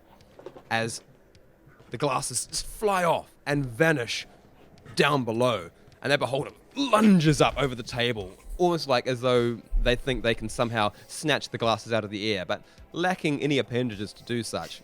They just sort of spill drinks all over the place and are left looking down over the balcony as the glasses drop down below. Luckily, beholders don't have any feet to stomp and crush them to pieces, so they are mostly unmolested down on the dance floor below. But Has is looking mighty angry and sort of like flying about. You! Go and get my glasses back, and if there's even a single scratch on them, it's coming out of your pay! And that the security guards are like, looking, and then just rushes down the right stairwell, down towards the dance floor to go and try and retrieve these glasses. Leaving the portal more or less unguarded. I guess we're gonna sneak to the portal. Yeah. Yeah. Frank's looking fairly pleased with herself. I told you that would work. If someone can get the attention of the small one with the hairy feet, I can get out of here. Still doing that. Oh, that's so dusty. I haven't used that in a long time. Oh wow. Oh man. Anyway, that's all I'm doing of that. I'm trying to think of a way to get the Hummel's attention without also getting everybody else's attention. Because he's the one with message, right? Yes. Yeah, he's the one with the message. I mean, on the bright side, you are at sort of like a raised elevation, so That's true. You're going to sort of stand out a little bit if you were to try and make any sort of visual cue. Did I perhaps. notice, even whilst I'm doing this, like doing that, playing the recorder, do I even notice that they've this like commotion has happened, like with the? What? I'm of two minds about that. With the limited I know about Hummel, I think there's equal possibilities that he's actually paying attention to what's happening with the distraction because that was the whole point of it, or that he's completely forgotten that it was a distraction and is just enjoying having a captive audience. Yes, exactly. I think it's probably the latter.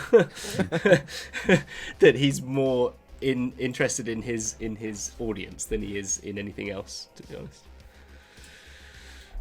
Probably. Okay. I mean, he's putting so much effort into playing backwards. Yeah, I don't know. yeah. He probably was keeping an eye on them, but maybe he probably saw the commotion, but doesn't know, and probably waiting for them to disappear. Okay. I'm gonna get my short bow out, and I'm gonna try and shoot like one of the lights or something, or one of the records like next to Hummel. Amazing. To get his attention. Oh, I'm definitely going to need an attack roll for that. Yep. Yeah. 15. 15. That's definitely not going to hit Hummel. That's good. My Whether he'll AC is notice. 19. So it's fine. It's the inverse of that, you know. Yeah. So you if she missed... was aiming for you, she would have definitely missed. But you know, as it is. Technically, I should hit you. Technically, yes. Then, so that misses me. So I'm keeping just doing my sound on the thing. Maybe after some time, I'd take a little perception just to have a look. Do I see what I can see? Like I might be like getting a bit tired. Getting tired, realizing you can't hold this on forever. Suddenly, there's this realization. Oh, there was a point to all this. Yeah. And Hummel does cast an eye back towards the balcony. It's it's obfuscated from behind the great big disco ball, but as the thing sort of floats back around, you finally get a view of the other three are up there, desperately trying to get your attention, knocking another arrow ready to shoot it in your general direction. This time she's shooting you. Huddled at the top of the stairs, sort of indicating that the unguarded portal. Okay. Well then with that, I will then quickly cast, not knowing if this will work, but cast invisibility on myself, which I have. So I'll just sort of like drop invisible and the music stops like immediately, but I'll try and hit like loads of buttons. Do you know what I mean? I'm like just hitting buttons, hoping that something happens, and then I'll try and I'll use I got Long Strider, which gives me like 10 feet using higher spells, so I get an extra like 20 feet of movement, and I'll sort of jump as far as I can. Alright, so you basically want to get as far as you can while maintaining invisibility, hopefully without dropping directly into the eye line of one of these beholders, which will immediately reveal you to the room. Yes. It's so Hummel, simple if when you put it that hadn't way. noticed, is a glass half full kind of guy. I mean, I'm definitely going to need some sort of acrobatics check. Okay, yeah, I'll do that. Acrobatics, I got +6. So can I roll? Let me just roll in this dice tray and I had +6. Where is it? So come on, D20, give me something good. 17 +6 is 23. Oh, I mean, you're fine. So Hummel, invisible, pushing a bunch of buttons. Yeah. Casting the strider and like leaping way across the room. Everything sort of happens at once. The light show goes a bit nuts. The floating stage is sort of wavering about all over the show. It looks as though it's sort of going doom, doom, doom, as though it's supposed to be in time to some sort of music. Perhaps this was like some sort of button that you've knocked that was like the finale to the whole performance, because the light show was going real crazy. And you can see like all around, like sort of laser beams, sort of like lighting up all around, these green lines crisscrossing all over the room as all the main lights go out, and there's just spots of green light just bouncing off the disco ball in all directions. The beholders are stunned, amazed, and it's at this moment that sort of the weird, crackling, horrible noises that are happening. It's just it stops. And then just this slow crescendo back into some sort of beat, which drops at the same moment as Hummel drops back down onto the dance floor a good 20 feet across and very close to the stairwell, but into the line of sight of many beholders, immediately becoming magic resistant and visible. But it doesn't matter, because these beholders they've been given this climax a little bit too early, but they were getting a little bit sick of the strange flute music. Yeah. And sort of nimbly passing by, these beholders they're rushing the dance floor. Before there was sort of a few weirdos. Shh. It's just I'm trying to do some stage magic. You didn't see me, and then I'll just walk on as if it's part of the act. I was just trying to make it. They weren't meant to see me, but that was it. But yeah, beholders, they're all rushing the dance floor now. Some of them who are so back against the wall with the drinks, and others from the booth. They're all just sort of getting in there because they're like, oh, this is my jam. And it's at this point that you're all sort of gathered at the stairs. Hummel's sort of at the bottom of them, and the rest of you at the top of them. But this is as good a distraction as you're going to get. Hummel, come on! You gotta get to the portal. Running with I've got long strider for an hour, so I'm running pretty fast. I'm running, and I'm casting at high level, so I'm running 50 feet, I think, at a go. 45 feet, which is a lot for a halfling. So those little legs are just very which are still raised up. I've got them what are they called, clam diggers or whatever the other name for them. Do you know what I mean? So they're ankle high, above my legs, so I can see my ankles because I'm showing off my legs still, sort of running up the stairs. Yeah. So as you're rushing up, you can see now that the formerly bespectacled is staring down on the dance floor stop them! Stop them! And you realise down below the security guard is chasing after the smaller, the tiny little beach ball of a beholder that was one of your dates, who has snatched up the glasses and is running circles around the outside of the dance floor, being followed almost comically by this security guard. Meanwhile, in the centre of the dance floor, Damien, the sunglass nerd, has been lifted up by fellow beholders. This is the best night of my life. Yes. Are you going to attempt stealth, or are you just going to rush this portal? Let's just run.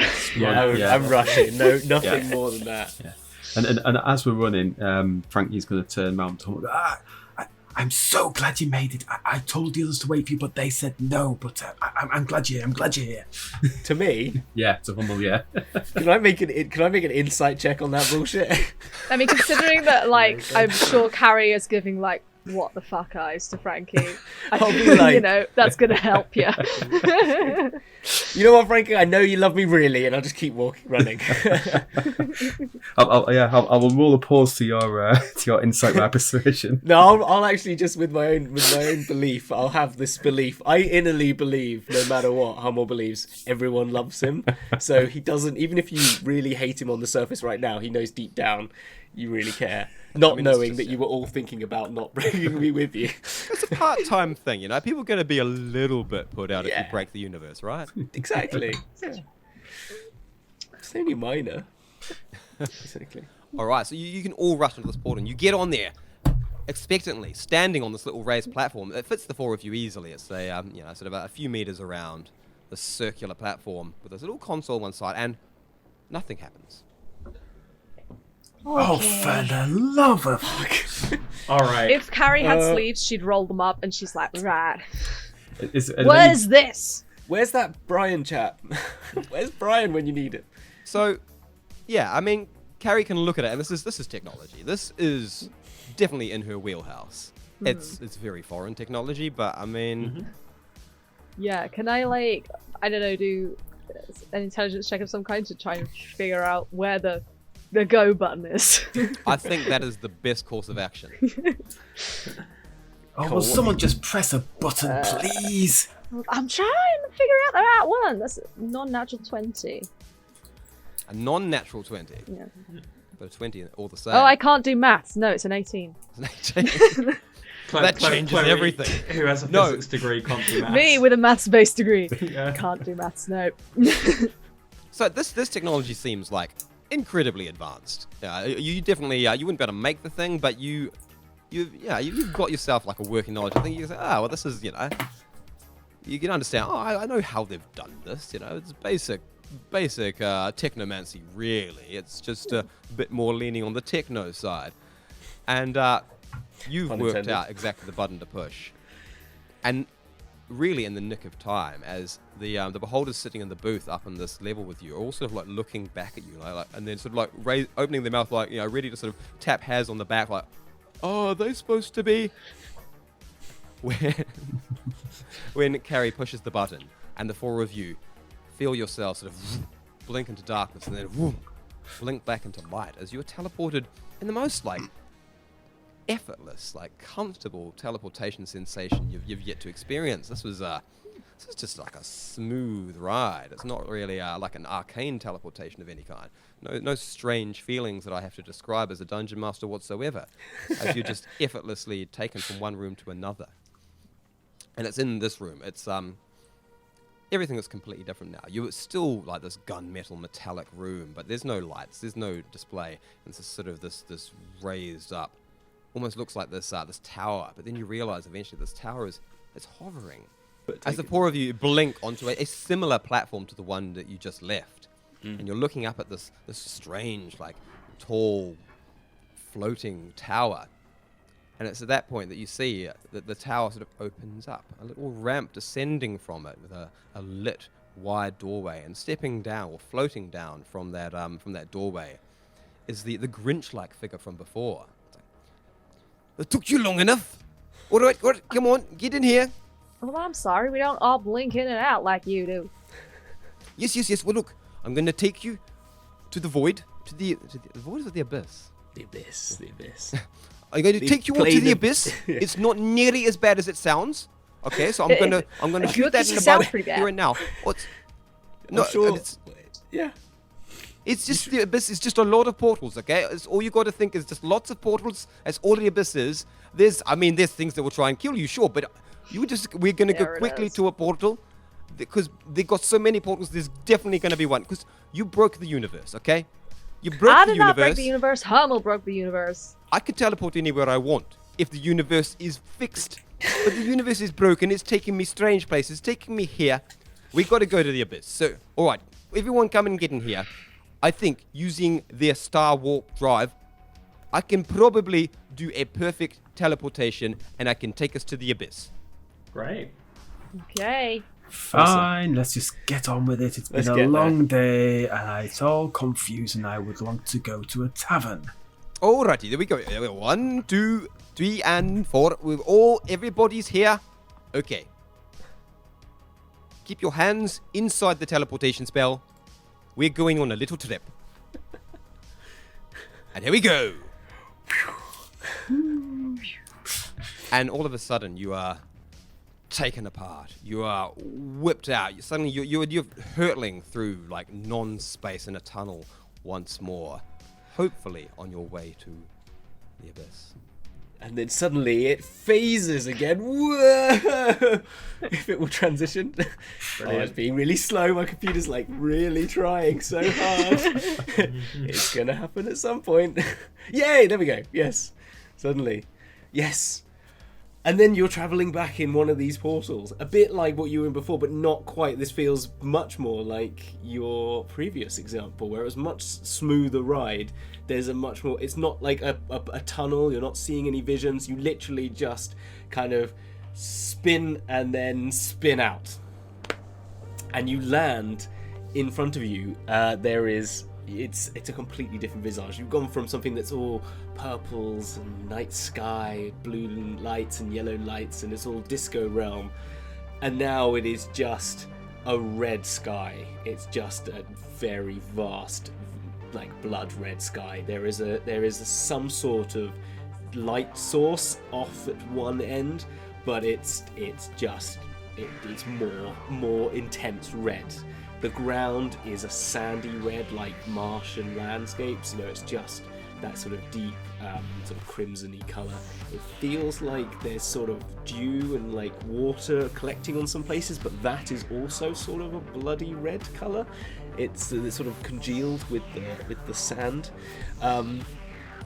And you take a bit of time, you kind of like to get your head back into space, and in front of you there is just a huge, like, ridiculous black metal, grand sort of Sauron-esque tower in front, like about half a mile away. But there's not much between you and that apart from this path. And then to there's like a river down to the right hand side, and then on the left hand side there's some sort of weird structure that's smoking, and you can't quite understand it. Your brain quite can't compute it. The Brian though turns to you and kind of is like dazed as well, and then goes, "Oh fuck," and then looks, and then as you start noticing that this land looked kind of normal, but then you see these blue sparks happening in the distance, like things are splitting in a very similar way to the colour and shape of that portal that you saw when it sort of cracked, and those black sort of edges and blue purple sort of things pushed you out. This is sort of fissures, and they're coming closer to you, like it's kind of going, and you're seeing land sort of like erupting in shards, and like they're floating islands, and that's like instead of a tsunami of water, it's a tsunami of like land being raised from the earth, and then just raised, and then raised, and until suddenly it's like you think it's going to come right to you, and then it just sort of like about another half mile beyond the sort of black tower, and this river, that's sort of this grey river runs in. It just cuts a line through it, and it starts shifting, and you can make a dexterity save if you will. Okay. 12, so that's 19. Roll one for Hummel. Yeah, roll one for Hummel. Just give 14. me. I'll give you what Hummel's is. 17. Okay, fine. So anyone over a 15 sort of manages to stay upright. Anyone over 10 manages to get their hands onto the ground. Anyone other than that, under 10, rolls for a bit before stopping themselves, basically. But they roll about 15 feet before they kind of like hit another rock. And then another one ruptures from the other side, and it kind of cracks. So like you've got one that's kind of gone this way, one that's gone that way, and then suddenly the earth sort of floats up, and you're like, what the? And you're sort of, this rock is floating, and then you see all the rest of the earth is now like, of these structures is floating away from you. I thought you said this was all portals. Brian then goes, I think they all just broke. And then we'll leave it there. Wow. That's it. And then there you go. Thank you. There will be a post-credit scene for this. The city of Sigil rotates around a spire, endlessly turning at the center, or what some say, the center of the multiverse. At the edge of the precipice, looking over onto this circular structure, stands a figure. Her face, a maze of blades that emanate from a center. A visage that sort of turns from purples to blues to reds. She floats in a flowing gold and red dress, hovering above a stone plinth. As she stares over the city of Sigil, and in the center the spire, she turns around, and as that occurs, the circle sort of flips over on itself, and she looks over to her own plane. A demi-plane of carceri, some say, but a plane of mazes, a plane of incarceration, where all that oppose her will, all that oppose her in any form, even those that even pray to her or see her as a god, live amongst this endless maze from her. At the center of this maze is a face, and this face is staring up into a red orb, and she stares at it as it starts to grow and grow. Her face widens, her eyes widen, and she stares at it, and she looks scared, she looks worried. She reaches her arms out, and she uses an energy that is beyond mortals, beyond some of the powers that you've seen, clerics, mages, that you can even imagine. She emanates this power and tries to control this orb that is growing. She's trying to, you can see her starting to struggle, someone that, to most in the City of Sigil, has never shown an inch, a bead of sweat has never touched that brow. But now it's glistening. She is at the edge of a potential, something that is hurting a near god. She holds onto this orb as it grows and grows. She doesn't know how to control it. She's trying to hold it into the center, and suddenly that image flips again as she sees she's holding the orb and trying to contain it as it flips over and beyond and behind her into the center of Sigil. She's controlling it, trying to hold this object as it then turns, and our vision turns back, as I said, to the Sigil, the City of Sigil. The circle reverts back over the spire in the middle, and the red orb stands aloft in the center atop this spire of the Outlands. She holds for a moment. You see her gaze and focus, and she seems to tie off something and leaves it there and goes, "That wasn't meant to happen." And that's awesome. it. So yeah, that will be your post-credit scene. Cool. Right to you. So, thank you, everyone. That was our first episode. Oh. So, yeah, thank you. First off, I'm going to have to thank our esteemed guest, Dick Dynamite from Backwater Bastards. Thank you for having me. That was absolutely incredible. Just crazy enough an idea for me to get behind. Yeah, that's what I thought. Not too crazy an idea for me. I'm not sure which way I want to word that, but yeah. Both. It found that perfect Goldilocks moment. Goldilocks craziness. Craziness, yeah. Well, thank you. I couldn't think of. Well, I had this idea I wanted you to be on, and then I saw this Beholder Disco, and I thought that had to be something. I didn't do any more than just give you that's it, Beholder Disco, and you made it your own in the most magical way. Obviously, I love all the characters. They are great. That's awesome. I think we're gonna have to meet them again at some point. Oh, definitely, yeah. Yeah. 100%. And if we will ever have Dick back, if Dick will ever want to come back, please come back. I mean, I still got stories to tell with these nerdy beholders.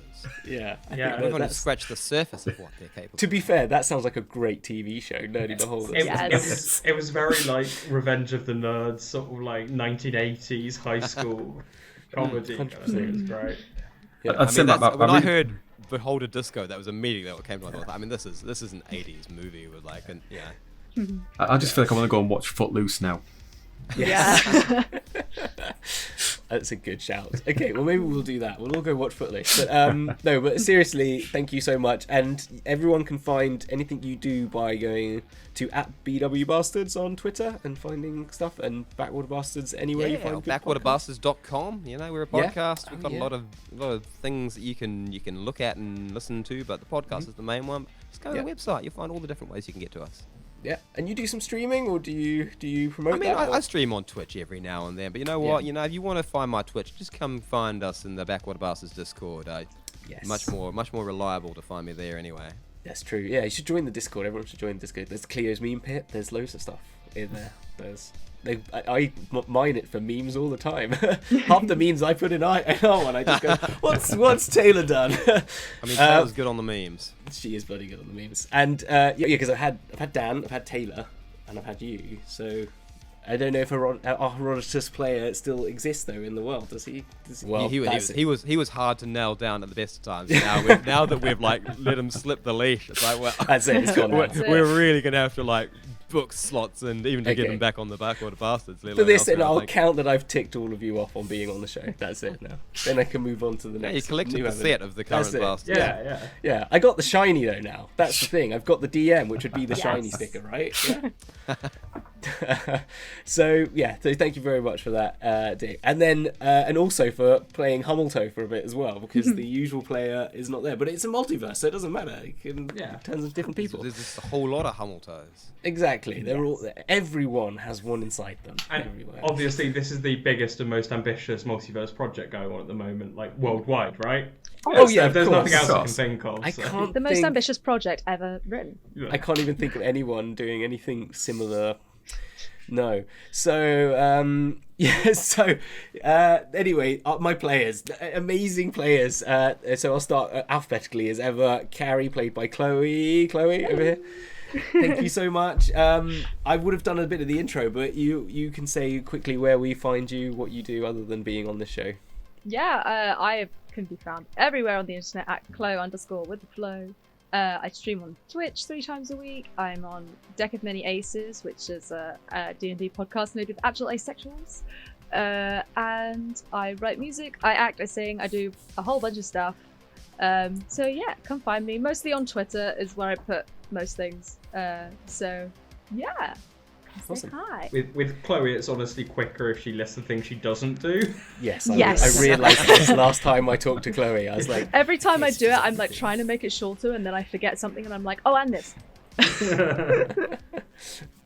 Amazing. And then Chris, Frankie Flight. So yes, I have to follow Chloe once again. So Chloe's long list of amazing stuff she does, and I just say hi. This is my name. On Twitter you can find me at borough_brick_road. You can also find me on Instagram on Goblin Paint Job. And obviously on the Roleplay Factory / Dragon Duel Discord. Come along, come join us. Everyone should, they come to the Discord, we all chat in there and talk meal deals more than anything. That's how shit they are. And then last but definitely not least, Will, playing GG. Hi, GG. Any resemblance to other fictional characters, totally coincidental. You can find me on A Rendezvous with Destiny, which is on Twitter at RWD_pod. Every time I promo it, I wish we had a more easy to spell name, but oh well. It's an actual play podcast of Onyx Path Scion System. It's a game we think is kind of a mix between American Gods and Percy Jackson, about 3 college kids who find out they're actually part of this world full of mythology and monsters and gods, and it gets very fun. So you can find us there at RW_pod. We also have a Discord to hang out in, or you can catch me in the Roleplay Factory Discord. There you go. With Hamilton and all these other great people. Yeah. And I've kind of tried to get Dick into that podcast, into that Discord, but you're even you're elusive in your own Discord sometimes because you're a busy man. You're a busy man.